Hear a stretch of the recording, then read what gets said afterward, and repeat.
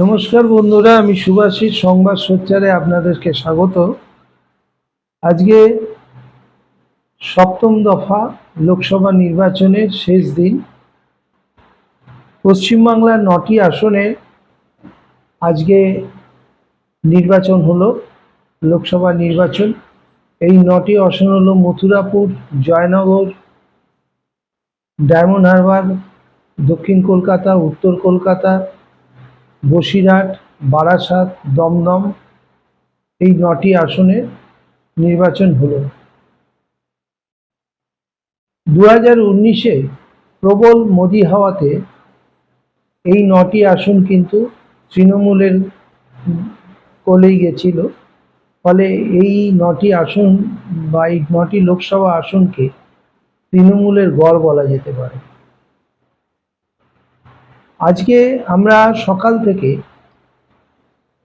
বিভিন্ন লোকসভা কেন্দ্রগুলো আমরা ঘুরেছি, যদিও সমস্ত বিধানসভা কেন্দ্র ধরে ধরে ঘোরা আমাদের পক্ষে সম্ভব হয়নি, কিন্তু যতটা পেরেছি আমরা প্রায় শখানেক বুথ আমরা কভার করার চেষ্টা করেছি।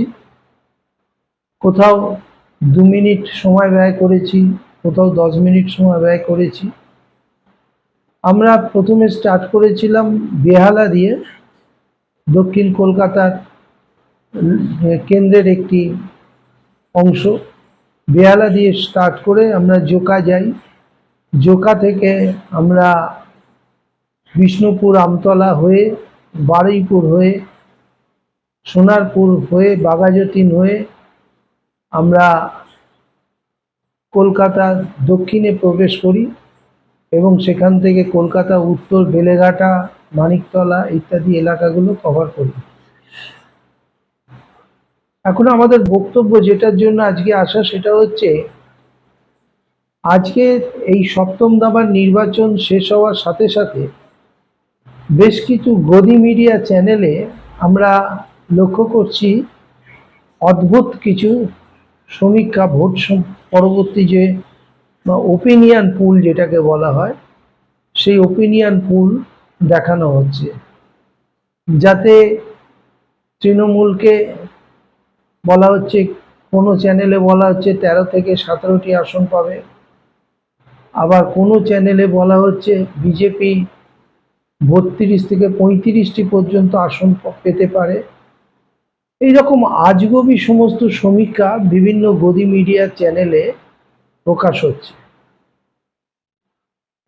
এই কারণে আজকে ভিডিওটা করছি এই রাত্রিবেলা, সেটা হচ্ছে নিজেদের তাগিদে যে কিভাবে একটা অসত্য, একটা মিথ্যাকে মানুষের মধ্যে খাইয়ে দেওয়ার একটা প্রচেষ্টা চলছে। দেখুন, আমরা যে সমস্ত সাংবাদিক আমরা গ্রাউন্ড লেভেলে খবর করি, আমরা কেউ এসি গাড়ি চড়ে খবর করতে যাই না। আমরা একদম পায়ে হেঁটে, বাসে চড়ে এবং সম্পূর্ণ নিজেদের কষ্টার্জিত পয়সায় আমরা এলাকায় এলাকায় গিয়ে মানুষের সাথে কথা বলে তবে খবর করি। তার দুটো কারণ আছে। একটা কারণ হচ্ছে পাছে আমাদের খবরে কিছু ভুল ত্রুটি হয় এবং তার জন্য আমাদের ওপরে চাপ সৃষ্টি হয়, প্রশাসনিক চাপ সৃষ্টি হয়, এই একটা ভয় আমাদের মধ্যে সর্বক্ষণ কাজ করে। দ্বিতীয় হচ্ছে, যেহেতু আমরা কেউ সেই অর্থে পেশাগত রিপোর্টার নয়, আমরা নিজেরাই কাগজের সম্পাদক, কাগজের এডিটর, কাগজের রিপোর্টার, তাই আমাদের দায় থাকে অনেক বেশি যে আসল ঘটনাটা মানুষের সামনে তুলে ধরা। যে কজন পাঠক আমাদের কাগজ পড়েন তারা যাতে মিসগাইডেড না হন, তারা যাতে বিভ্রান্ত না হন, তারা যাতে আমাদের এই সংবাদকে পরবর্তী সময় তুচ্ছ তাচ্ছিল্য না করতে পারেন, সেটাই আমাদের প্রচেষ্টা থাকে। সবসময় আমরা চেষ্টা করি একদম গ্রাউন্ড লেভেল থেকে সত্য সংবাদটা তুলে আনা। এবং ঘটনা হচ্ছে, আমরা আজকে যে কটা জায়গা ভিজিট করতে পেরেছি, বেহালা ব্লাইন্ড স্কুল থেকে আমরা যাত্রা শুরু করে ডায়মন্ড হারবারের বেশ খানিকটা অংশ কভার করে আমরা যখন উত্তর কলকাতা পর্যন্ত এসেছি তখন আমরা বিভিন্ন বুথের বিভিন্ন ভোটারদের সাথে কথা বলেছি যারা ভোট দিয়ে বেরিয়েছে। এবং আমাদের আজকের এই ভোট পরিক্রমার আমাদের মূল উদ্দেশ্যই ছিল যারা ভোট দিয়ে বেরোচ্ছেন তাদের কাছে একটাই প্রশ্ন রাখা, যে তারা কি ভাবনা চিন্তা করে তারা তাদের রায় দিচ্ছেন, তারা ভোট দিচ্ছে। তারা আগামী দিনে যে সরকার ক্ষমতায় আসবে সেই সরকারের কাছে তাদের চাহিদাটা কি, তারা কি আশা করছে, কি বিষয়ের ওপর ভিত্তি করে তারা ভোট দিচ্ছেন। ধর্মীয় মেরুকরণকে তারা সাপোর্ট করে তারা ভোট দিচ্ছেন, না তারা তার থেকেও বেশি গুরুত্ব আরোপ করছেন বেকারত্বকে, তারা শিক্ষা, স্বাস্থ্য, এইসব বিষয়গুলো, মূল্যবৃদ্ধি, এইসব বিষয়গুলোকে মাথায় রাখছেন। আমরা বিভিন্ন জায়গায় মানুষের কাছে এই প্রশ্ন সরাসরি রেখেছি যে ভোট আপনি যাকেই পারেন দিন, আমরা সে বিষয়ে কোনো প্রশ্ন করছি না, কিন্তু আমাদের প্রশ্ন হচ্ছে আপনি কি বিষয়ের ওপরে গুরুত্ব আরোপ করে আপনি আপনার মতদানটা করলেন, আপনার ভোটটি দিলেন, আপনি কি আশা করেন। তাতে বেশিরভাগ মানুষ তারা তাদের প্রতিক্রিয়ায় বলেছেন যে তারা চান কর্মসংস্থান হোক, তারা চান যাতে মানুষ শান্তিতে থাকতে পারে, দেশের শান্তি সুরক্ষা থাকুক এবং মূল্য বৃদ্ধি যাতে না হয়। যে হারে গ্যাসের দাম বৃদ্ধি পাচ্ছে, যে হারে বিভিন্ন নিত্য প্রয়োজনীয় জিনিসের দাম বাড়ছে, সেগুলো যেন কেউ একজনও, আমাদের এই পরিক্রমায় যে কজন মানুষের সাথে কথা বলেছি কেউ একজনও ধর্মের ভিত্তিতে তারা ভোটদান করছেন বা কোনো সম্প্রদায়ের বিরুদ্ধে গিয়ে তারা ভোটদান করছেন এরম কিছু তথ্য কিন্তু আমরা পাইনি। তাই আমরা ধরেই নিতে পারি আজকের ভোটটা যারা দিয়েছেন তারা বেশিরভাগ ক্ষেত্রেই ধর্মনিরপেক্ষ মানুষ এবং তারা বেশিরভাগ ক্ষেত্রেই তাদের বেসিক নিডসগুলোকে গুরুত্ব দিয়েছেন, যেখানে ধর্মীয় মেরুকরণ বা ধর্মীয় ভাবাবেগ এসব কোনো পাত্তাই পায়নি। এটা এই কারণে বলা যে আপনারা জানেন যে এই সপ্তম দফা নির্বাচনে চলাকালীন আমাদের মাননীয় প্রধানমন্ত্রী তিনি কন্যাকুমারিকায় গিয়ে ধ্যানে বসে গেছেন। পরিষ্কার বোঝা যাচ্ছে যে তিনি একটি ধর্মীয় মেরুকরণের দিকে দেশবাসীকে টেনে নিয়ে যেতে চাইছেন। একটি ধর্মনিরপেক্ষ রাষ্ট্রের প্রধান হয়ে তিনি ভোটে জেতার জন্য তিনি গিয়ে কোনো একটা জায়গায় ধ্যানে বসে যাচ্ছেন, ধ্যান করছেন, যেটাকে মেডিটেশন বলে চালানো হচ্ছে, এবং সেখানে দুনিয়ার ক্যামেরা নিয়ে যাচ্ছেন। তার মানে একটাই যে তিনি প্রচার চাইছেন, এবং সেই প্রচারটা কি, এটাই যে আমাকে দেখো আমি কত বড় হিন্দু। এই হিন্দুত্বের তাস খেলে কিন্তু ভোট নেওয়ার যে চেষ্টা মাননীয় প্রধানমন্ত্রী করেছেন, আমাদের মনে হয়েছে আজকের লোকসভা আসনে যে পর্যন্ত ভোট হয়েছে তাতে মানুষ কিন্তু খুব একটা প্রভাবিত হয়নি, এবং স্বাভাবিকভাবেই মানুষ তারা ভোট দিয়েছেন, তাদের সচেতনভাবেই তারা ভোট দিয়েছেন, এবং সেই জায়গায় তারা গুরুত্ব বেশি দিয়েছেন ধর্মকে নয়, তারা গুরুত্ব দিয়েছেন তাদের চাহিদাগুলো, কর্মসংস্থানকে তারা গুরুত্ব দিয়েছেন, বেকারত্বের যন্ত্রণাকে তারা গুরুত্ব দিয়েছেন, তারা উন্নয়নকে গুরুত্ব দিয়েছেন। এমনকি লক্ষ্মী ভাণ্ডার পেয়েছেন এরকম মানুষকে প্রশ্ন করাতে তিনি পরিষ্কার বলেছেন, হ্যাঁ এটা আমাদের মতো মহিলাদের, অসহায় মহিলাদের কাছে একটা বড় পাওনা, আমরা নিশ্চয়ই এই কথাটা মাথায় রেখেও আমরা ভোট দিয়েছি। সুতরাং আজকের ভোট পর্ব, যেই 9টা সিটের ভোট পর্ব কোন দিকে গেছে একটা সহজেই অনুমান করে নেওয়া যায়, কিন্তু বেশ কিছু গদি মিডিয়া তারা কিন্তু অন্য কথা বলছে, যে কথাটার সাথে বাস্তবের সাথে কোনো মিল হচ্ছে না। আমরা অন্তত কোনো মিল খুঁজে পাচ্ছি না। আমরা সাংগঠনিকভাবে বিজেপিকে সেই রকম দেখিনি যে অর্থে তৃণমূলের সাংগঠনিক শক্তিকে আমরা বরাবর দেখে আসছি। বহু জায়গায় আমাদের কাছে খবর আছে, বহু জায়গায় বহু বুথে বিজেপি তো এজেন্টই দিতে পারেনি। তাহলে যারা এই কথা বলছে যে বিজেপি 27 থেকে 28টা পর্যন্ত আসন পেতে পারে, কেউ বলছেন 35টা আসন পেতে পারেন। তারা কিসের ওপর ভরসা করে বলছে? এক নম্বর। দ্বিতীয় কথা হচ্ছে, গত 5 বছরে বিজেপি কি এমন ফলনটা ফলিয়েছে আমাদের রাজ্যে যে মানুষ একদম হৈ হৈ করে বিজেপিকে ভোট দেবে? আজকে এই প্রশ্নটা যদি আপনাদের কাছে রাখি যে বিজেপি গত 5 বছরে পশ্চিমবাংলার মানুষের জন্য কি কাজ করেছে। বিজেপি গত 5 বছরে তৃণমূলের নেতা নেত্রীদের জেলে ভরার জন্য যে মানে প্রচেষ্টা দেখিয়েছে, তৃণমূলের নেতা নেত্রীদের জেলে ভরার জন্য যে সময় ব্যয় করেছে, সেই সময়ের কিয়দাংশ কি পশ্চিমবাংলার মানুষের অর্থনৈতিক উন্নতির জন্য কোনো ব্যয় করেছে? আমার তো মনে হয় কোনো বিজেপি নেতাও বুকে হাঁটু দিয়ে বলতে পারবেন না যে তারা করেছে। সুতরাং বিজেপির এবারের এই লোকসভা নির্বাচনে বলার মতো কোনো জায়গা ছিল না। আর জায়গা ছিল না বলেই প্রধানমন্ত্রীকে বারবার সাম্প্রদায়িক তাস খেলতে হয়েছে। কখনো মুসলমানরা, কংগ্রেস জিতলে মুসলমানরা মঙ্গলসূত্র কেড়ে নেবে এটা বলেছেন, পাকিস্তান হয়ে যাবে বলেছেন, কখনো বলেছেন মুজরা করো। এইসব নানান রকম বাক্য মানে মানুষকে বুঝিয়ে দিয়েছেন যে বিজেপি আদপে তাদের কাছে কোনো সেই রকম কোনো ইস্যু নেই যে ইস্যুটাকে সামনে রেখে তারা মানুষের কাছে ভোট দাবি করতে পারে। পাশাপাশি আর একটা জিনিস সেটা বলতেই হবে, সেটা হচ্ছে আজকের ভোটের পার্সেন্টেজটা যদি আমরা দেখি, বিকেল 5টা পর্যন্ত যে পার্সেন্টেজ আমাদের সামনে এসেছে নির্বাচন কমিশন সূত্রে, তাতে দেখা যাচ্ছে বিকেল 5টায় দমদম লোকসভা কেন্দ্রে ভোট পড়েছে 67.60%, বারাসাতে ভোট পড়েছে 71.80%, বসিরহাটে ভোট পড়েছে 76.56%, জয়নগরে ভোট পড়েছে 73.44%, মথুরাপুরে 74.13%, ডায়মন্ড হারবারে 72.87%, যাদবপুরে 70.41%, কলকাতা দক্ষিণে 60.44% ও কলকাতা উত্তরে 59.23%।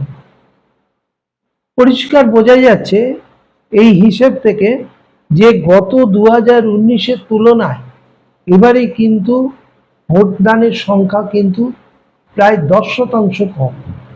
এবং দেখা যাচ্ছে গ্রামের দিকে যদিও যেমন ডায়মন্ড হারবার, বসিরহাট, বারাসাত, বসিরহাট, জয়নগর, মথুরাপুর এইসব কেন্দ্রে 71 থেকে 76% ভোট পুল হলেও আশ্চর্যজনকভাবে কলকাতায় কিন্তু কলকাতার যে দুটো আসন আছে তাতে কিন্তু ভোটের পার্সেন্টেজ অনেক কম।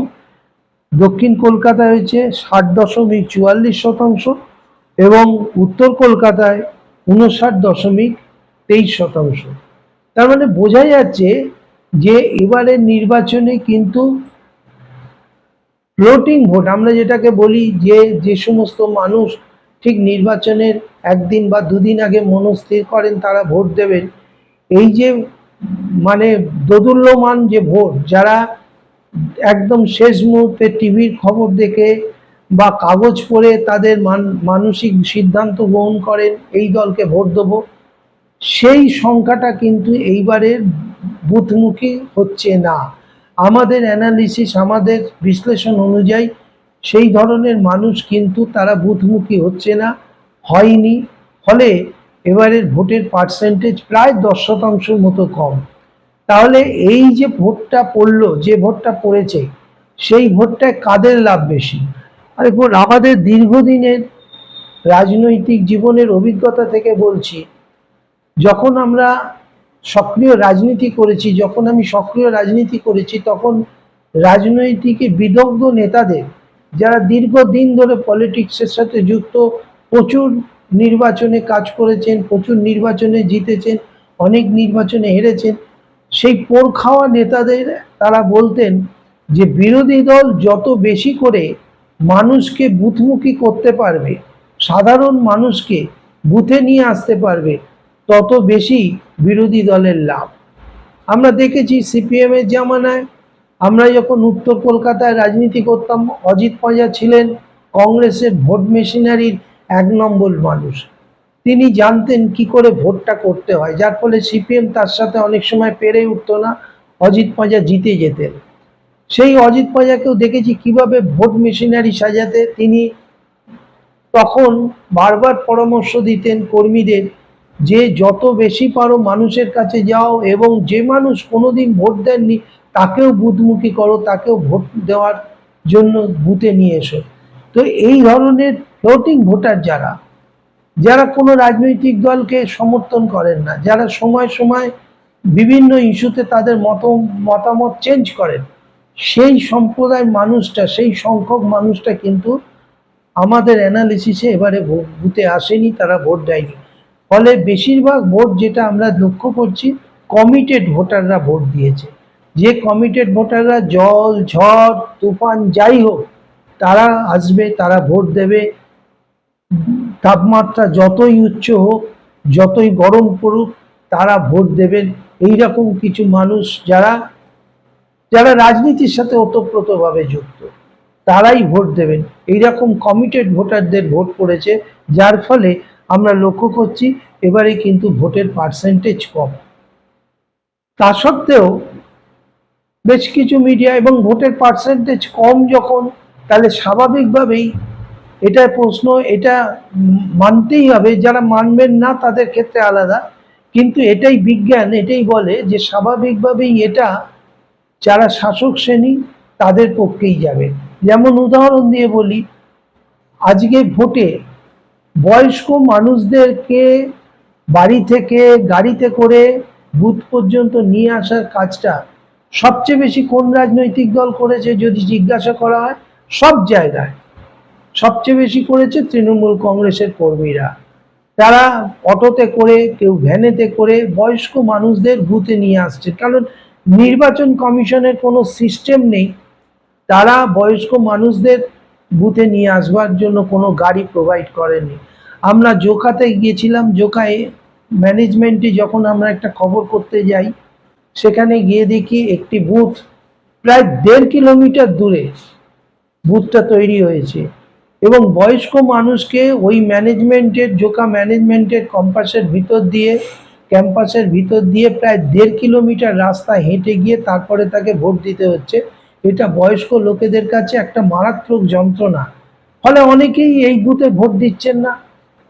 সেখানে দেখলাম, যখন ওখানকার কর্মরত পুলিশকে জিজ্ঞাসা করলাম যে এই জায়গায় মানুষগুলো যে আসতে পারছে না, তার জন্য কি ব্যবস্থা নিয়েছেন, তারা পরিষ্কার স্বীকার করলো কমিশন কোনো ব্যবস্থা কিছু করেনি, যা করেছে রাজনৈতিক দলগুলোই করেছে। তিনি নাম বললেন না, কিন্তু আমরা যখন বাইরে বেরিয়ে এলাম তখন দেখছি তৃণমূলের ঝান্ডা লাগানো একটা অটোতে করে লোককে নিয়ে আসা হচ্ছে, এবং সেই লোকগুলো গিয়ে ভোট দিয়ে আবার ওই অটোতে করেই বাড়ি ফিরে যাচ্ছে। সুতরাং স্বাভাবিকভাবেই বলা যেতে পারে যে কারা দাপিয়ে ভোটটা করেছে।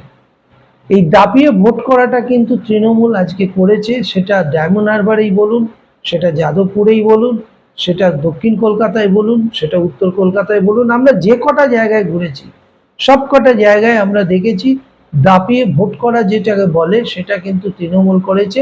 আর একটা বিষয় যেটা বলার, সেটা হচ্ছে প্রতিটা বুথে মহিলাদের ভোটদানের উৎসাহ ছিল চোখে পড়ার মতো। অনেক জায়গায় মহিলাদের দীর্ঘ লাইনে দাঁড়িয়ে থাকতে দেখেছি, আধ ঘন্টা কেউ দাঁড়িয়েছেন, কেউ 1 ঘন্টা দাঁড়িয়েছেন, কিন্তু লাইন ছেড়ে বাড়ি চলে যাননি, তারা ভোটটা দিয়ে তারপরেই গেছে। এই মহিলা ভোটটা যদি কোনোভাবে শাসক দলের কাছে যদি খুব মানে হয়ে যায়, শাসক দলের পক্ষে চলে যায়, তাহলে কিন্তু এটা নিঃসন্দেহে শাসক দলের কাছে একটা আশার বিষয়। এবার আসি যে সমীক্ষা যেগুলো দেখানো হচ্ছে তার কারণটা কি। আমার এক বন্ধু ফোন করে আমাকে জিজ্ঞাসা করলেন যে ভাই এই যে সমীক্ষাগুলো দেখাচ্ছে এগুলোর কারণটা কি। এখানে পরিষ্কার একটা জিনিস বলি, 4 তারিখে ভোট গণনা শুরু হবে। যেভাবে এই সপ্তম দফার নির্বাচন হয়েছে, তাতে বিজেপি নেতারা খুব ভালো বুঝতে পারছেন যে তাদের অবস্থা খুব খারাপ সঙ্গে। এবারে কি করতে হবে, যদি এইটাই যদি প্রচার হয়ে যায় যে বিজেপির নেতারা পর্যন্ত তারা চিন্তায় পড়ে গেছেন, তারা হাল ছেড়ে দিয়েছেন, তাহলে তো কাউন্টিং এর দিন বিজেপির কোনো কর্মীকে খুঁজেই পাওয়া যাবে না কাউন্টিং এজেন্ট হওয়ার জন্য। সেই কারণেই বিজেপির হাতে তো এখন প্রচুর অর্থ আছে, সেই টাকা দিয়ে এরা মিডিয়াকে কিনে নিয়ে মিডিয়াকে দিয়ে এই সমস্ত তত্ত্বগুলো আনাচ্ছে বাজারে। এই কারণে দুটো কারণ, একটা হচ্ছে বিজেপির কর্মীদের মনোবল বাড়ানো, যাতে তারা কাউন্টিং এর দিন তারা কাউন্টিং এজেন্ট হয়ে তারা বসে, ভয় না পায়, পালিয়ে না যায়, অরাজি না হয়। আর দ্বিতীয় হচ্ছে শাসক দলের কর্মীদের ওপর একটা মানসিক চাপ সৃষ্টি করা, যে এই দেখো তোমাদের বড় বড় চ্যানেলে দেখাচ্ছে তোমাদের দল হেরে যাবে। আমার পূর্ব অভিজ্ঞতা থেকে বলতে পারি, রাজনৈতিক অভিজ্ঞতা থেকে বলতে পারি, তৃণমূলের যারা মানে প্রকৃত অর্থে যে সমস্ত ডেডিকেটেড তৃণমূল কর্মী আছেন, তারা কিন্তু এই স্ট্যাটিস্টিক্স বলুন বা এই ওপিনিয়ন পোল বলুন, যাই কিছু, তাতে কিন্তু তারা প্রভাবিত হবেন না। তারা তাতে এতটুকু দম্বার পাত্র নন। তারা অনেক লড়াই সংগ্রাম করেছেন, তাদের নেত্রীকে তারা চোখের ওপর দেখেছেন, দিনের পর দিন দেখেছেন কিভাবে সিপিএম এর মতো একটা জগদ্দল পাহাড়কে সরিয়ে দিয়ে ক্ষমতায় আসতে হয়, তারা দেখেছে। সুতরাং তাদের স্ট্যামিনা অনেক বেশি, যা বিজেপির একজন সাধারণ কর্মীর মধ্যে পাওয়া দুষ্কর ব্যাপার। কারণ তারা অনেক লড়াই সংঘাতের মধ্যে দিয়ে কিন্তু তারা আজকে পার্টিটা রয়েছে। সুতরাং এইরকম একটা ওপিনিয়ন পোল বা এক্সিট পোল করে তৃণমূলের শাসক দলের ওপরে চাপ সৃষ্টি করে, মানসিক চাপ সৃষ্টি করা, এবং যারা ভাবছেন এর ফলে তৃণমূলের ছেলেরা খুব ভয় পেয়ে কাউন্টিংয়ে যাবে না, আমার মনে হয় এটা তারা সঠিক ভাবছেন না, এবং এভাবে কিছু করা যায় না। বরং এটা করছেন যারা, তারা বিজেপির কর্মীদের মনোবল বাড়াবার চেষ্টা করছেন, এবং এতে আখেরে তো বাস্তবে কিছু পরিবর্তন করা সম্ভব নয়। বাস্তব সেটা কিন্তু, যেটাকে আমরা গ্রাউন্ড রিয়ালিটি বলি, সেটা কিন্তু সম্পূর্ণ ভিন্ন মত, ভিন্ন রকম কথা বলছে। যেখানে মানুষ, তারা কিন্তু ধর্মের কথা ভেবে ভোট দেয়নি, তারা কিন্তু দেশের প্রধানমন্ত্রী ধ্যানে বসেছেন সেই আনন্দে গিয়ে ভোট দেননি। তারা ভোট দিয়েছেন মূল্যবৃদ্ধির বিরুদ্ধে প্রতিবাদ জানাতে, তারা ভোট দিয়েছেন দুর্নীতির বিরুদ্ধে প্রতিবাদ জানাতে, তারা বলেছেন যে আগামী দিনে যাতে কর্মসংস্থান হয়, আগামী দিনে যাতে আরো রাজ্যের উন্নয়ন হয়, তার জন্য তারা ভোট দিয়েছেন। এবার ধরে নিন কোন দিকে সেই ভোট যেতে পারে। আমরা কিন্তু কোনো রাজনৈতিক দলের পক্ষে মতামত দিতে আজকে এখানে আসিনি, আমরা সম্ভাবনাটা শুধু বলছি। যারা এই চিন্তা ভাবনার ওপরে দাঁড়িয়ে ভোট দিয়েছেন, যারা বলছেন আমরা ধর্মনিরপেক্ষতা, আমরা শান্তি ঐক্যের মধ্যে থাকতে চাই, তারা স্বাভাবিকভাবেই কাকে ভোট দিচ্ছেন এটা আপনারাই অনুমান করে নেবেন। আর যে সমস্ত এক্সিট পোল আসছে, সেই এক্সিট পোলে প্রভাবিত হওয়ার কোনো কারণ নেই, কারণ এই এক্সিট পোল কিন্তু 2021-এ এই তৃণমূল সরকারকে প্রায় 148টা সিট দিয়েছিল এবং প্রায় হারিয়ে দিয়েছিল তৃণমূলকে, যে বিজেপি 138টা সিট পাবে আর তৃণমূল 48টা সিট পাবে। এখানে প্রসঙ্গত উল্লেখ করে রাখি, পিকে প্রশান্ত কিশোর এখন একটা বড় ভূমিকা নিয়েছেন, তিনি বলছেন বিজেপির জয় জয়কার হবে। দেখুন, খুব স্বাভাবিকভাবে একটা বিষয় সেটা বলার, সেটা হচ্ছে এরা হচ্ছে ব্যবসাদার লোক, পেশাদার লোক, যাতে বিজেপি 2024-এর নির্বাচনের 4 তারিখে 4 জুন তারা যাতে মানে উতরে যেতে পারে সম্মানের সাথে, যাতে প্রতিটা কাউন্টিং এতে যাতে তারা এজেন্ট দিতে পারে। এই কারণেই কিন্তু এই সমস্ত গল্পগুলো হচ্ছে।